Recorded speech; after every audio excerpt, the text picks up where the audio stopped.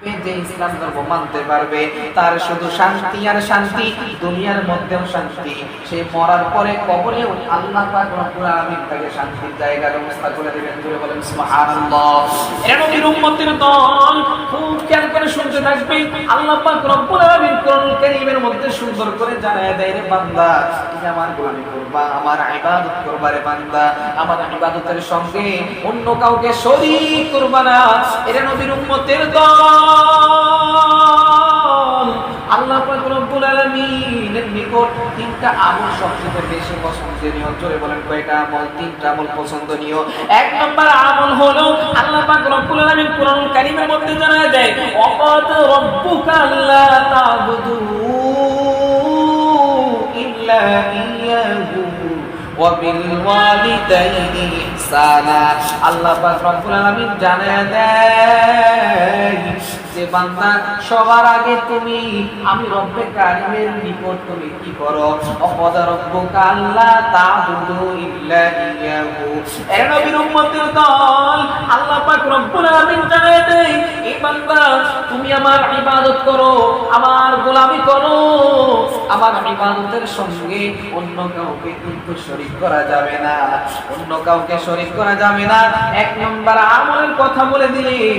দুই নম্বর আমল হলো আল্লাহ তার পরের অংশের মধ্যে সুন্দর করে জানায় দেয়, ওয়ারকাউ।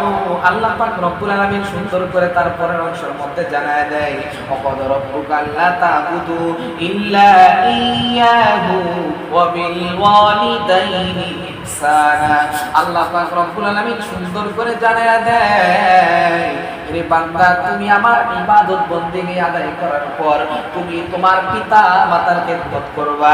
এর নবীর উম্মতের দল আল্লাহ পাক রব্বুল আলামিনের গোলামি করার পরে, তার ইবাদত করার পরে, আল্লাহ পাক রব্বুল আলামিনের গোলামি এবং ইবাদত করার পরে তোমার পিতা মাতার খেদমত করতে হবে। এইবার রাসূল কারীম সাল্লাল্লাহু আলাইহি ওয়াসাল্লাম হযরত আব্দুল্লাহ ইবনে মাসউদ রাদিয়াল্লাহু তাআলা আনহু থেকে একটি হাদিস শরীফের মধ্যে এসেছে, তিনি একদিন হুজুর পাক সাল্লাল্লাহু আলাইহি ওয়াসাল্লামের নিকট জিজ্ঞাসা করলেন, এর নবীর উম্মতের দল এখানে তিনটা আমলের কথা বলা হয়েছে।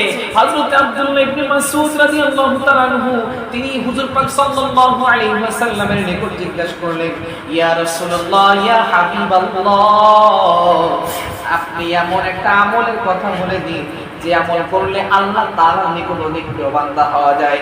এর নবীর উম্মতের দল জবাবের মধ্যে নবী করিম সাল্লাল্লাহু আলাইহি ওয়াসাল্লাম জানায় দেয় যে পৃথিবীর মধ্যে সর্বপ্রথম সর্বোত্তম এবং সবচেয়ে বেশি পছন্দনীয় আমল হলো যে ব্যক্তি যথা সময়ে 5 ওয়াক্ত নামাজ জামাতের সঙ্গে আদায় করবে, এই ব্যক্তিটা রব্বে কারিমের নিকট অধিক প্রিয় বান্দা হয়ে যাবে। দুই নম্বর আমলের কথা রে মুসলমান ইমানদার, হযরত আব্দুল্লাহ ইবনে মাসউদ রাদিয়াল্লাহু তাআলা আনহু তিনি হুজুর পাক সাল্লাল্লাহু আলাইহি ওয়াসাল্লামের নিকট জিজ্ঞাসা করলেন, ইয়া রাসূলুল্লাহ, এরপরে কোন আমল আছে কি যে আমল করলে আল্লাহ তাআলার নিকট অধিক প্রিয় বান্দা হওয়া যায়?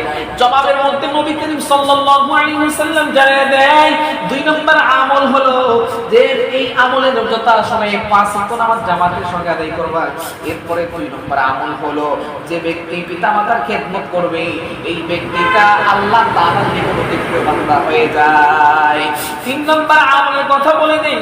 এইবার হযরত আব্দুল্লাহ ইবনে মাসউদ রাদিয়াল্লাহু তাআলা আনহু তিনি হুজুর পাক সাল্লাল্লাহু আলাইহি ওয়াসাল্লামকে জিজ্ঞাসা করলেন, ইয়া রাসূলুল্লাহ, ইয়া হাবিবাল্লাহ, তিন নম্বর আমল আছে কি? এরপরে কোন আমল আছে কি যে আমল করলে আল্লাহ তাআলার নিকট অধিক প্রিয় বান্দা হওয়া যায়? জবাবের মধ্যে নবী ডাক দিয়ে বলে, মাসউদ, তিন নম্বর আমল হলো, এরপরে আমল হলো যে ব্যক্তি জিহাদ করবে, এই ব্যক্তিটা আল্লাহ তাআলার নিকট অধিক প্রিয় বান্দা হয়ে যায়। সম্মানিত হাজিরিন, এর নবীর উম্মতের দল কি বলবো, এই আজকে সমাজের মধ্যে তাকায় দেখেন, আজকে আমরা মানুষ মুসলমান হওয়ার পরে আমাদের নাম মুসলমান, আমাদের জন্ম মুসলমানের ঘরে, কিন্তু আমরা নামাজ কিভাবে পড়বো এটা আজ পর্যন্ত শিখতে পারলাম না। এর মুসলমান অনেক মুসলমান আছে